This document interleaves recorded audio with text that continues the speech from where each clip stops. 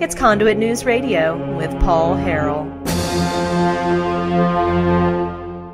Folks, I got this headline here. We got a Texas judge declares Obamacare unconstitutional.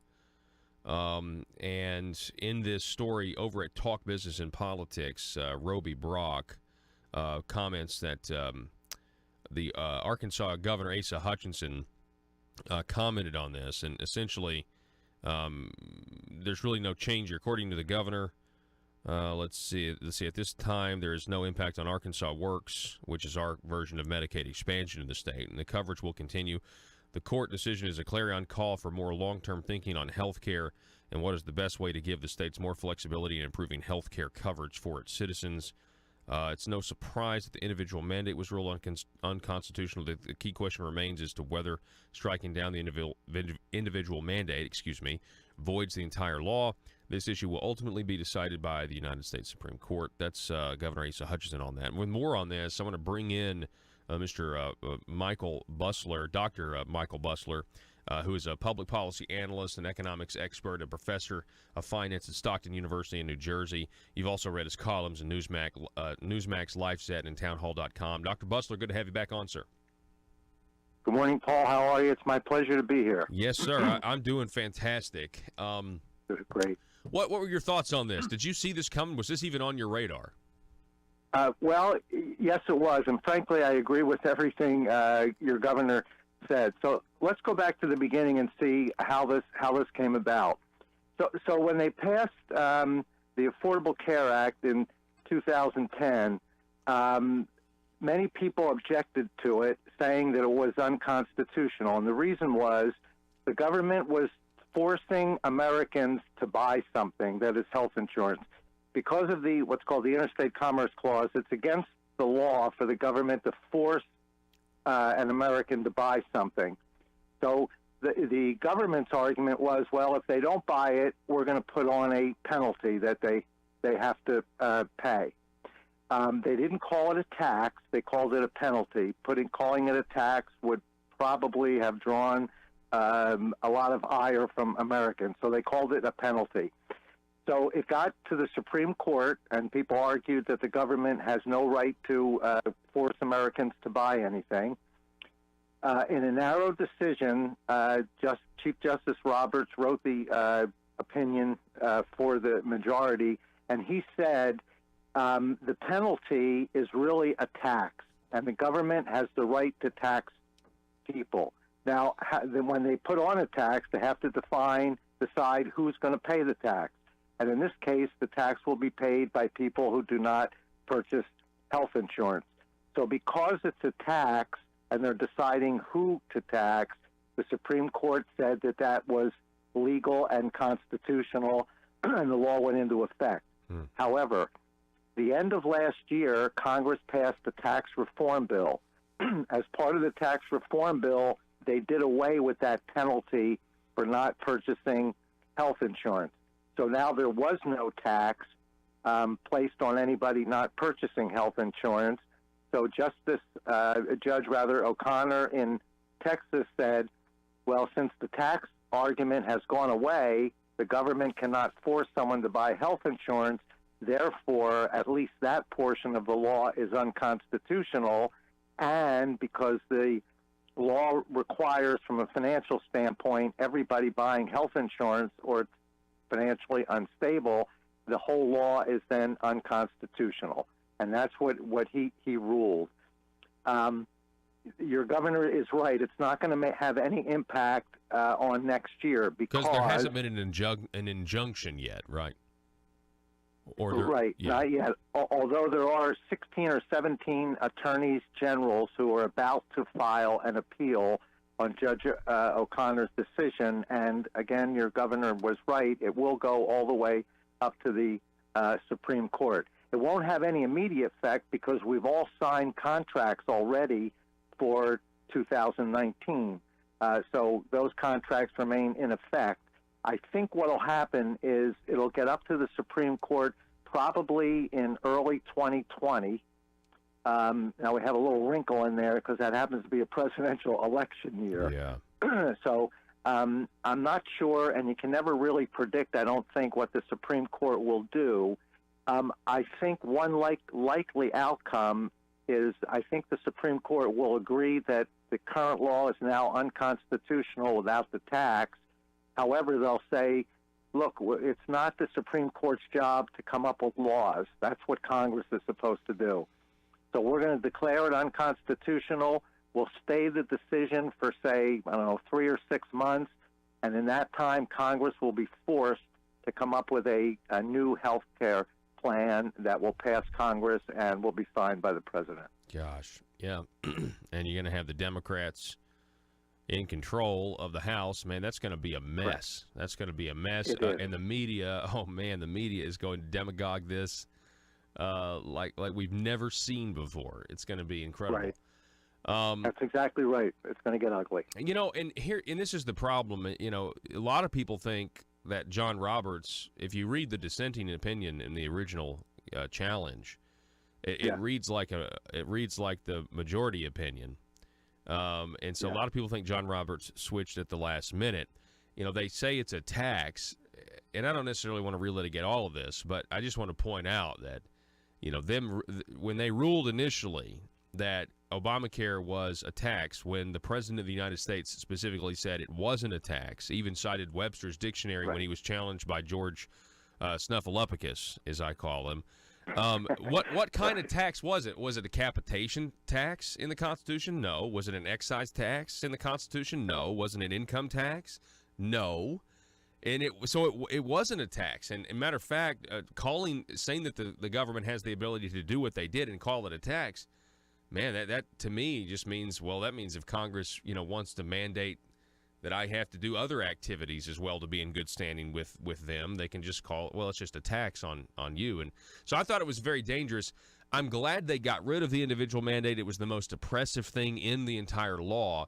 And who knew that it was going to maybe set a course to basically get rid of the whole thing, Michael? Yeah, a couple things here. The whole Affordable Care Act was really presented to the American public somewhat deceptively.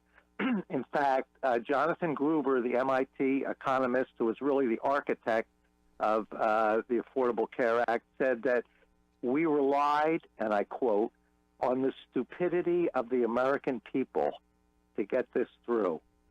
So they said they didn't call the penalty a tax, because it really wasn't a tax, and I agreed. I was a little missed by John Roberts' position. And then they also said that pass this and your premiums will go down by about $2,500, and if you like your plan, you'll be able to keep your plan, and you'll be able to see whatever doctors you want to see.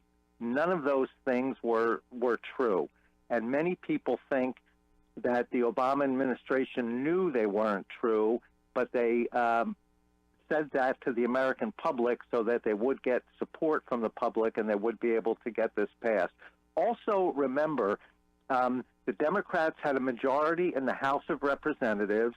When Senator Arlen Specter of Pennsylvania switched parties from Republican to Democrat, the Democrats had a supermajority, that is 60 senators. Therefore, they could pass the law without asking for one Republican vote. And as a result of that, they got zero input from the Republicans, and not one Republican supported the Affordable Care Act. In my view, that's really what started the divisiveness that we have in the country today. So the whole thing was, I think, not presented truthfully to the American public. And when all of the facts are coming out here, and I know it's 8 years later, but when all the facts are coming out here, and that we do note that part of it is indeed unconstitutional, now we have to come up with something new. Your point is also well taken. For the next 2 years, we have a democratically controlled House of Representatives, a Republican Senate, and a Republican president. In theory, that should be a good thing, because they'll have to come up with a compromise where the Democrats don't get everything they want, but they can support what's there, The Republicans don't get everything they want, but they can support what's there. And in theory, we should be able to come up with a good health care law. In practice, I will agree with you that it's going to get real nasty, and coming up with a good solution will be difficult. Yeah, there'll be a lot of tests. I think there'll be some tests for Senate Republicans, quite honestly, to see how. I mean, are they willing to follow President Trump's lead in terms of how forceful he'll be in his negotiating style, let's say? And I think if there was ever a chance to get a good replacement to fix what is Obamacare, you're going to have a leader on your side that knows how to negotiate.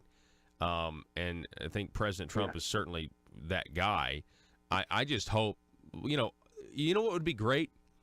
It would be great. I don't know if I have any confidence, but it would be great if they actually figured out a way to do all of the things they were promising would happen as a result of the first law.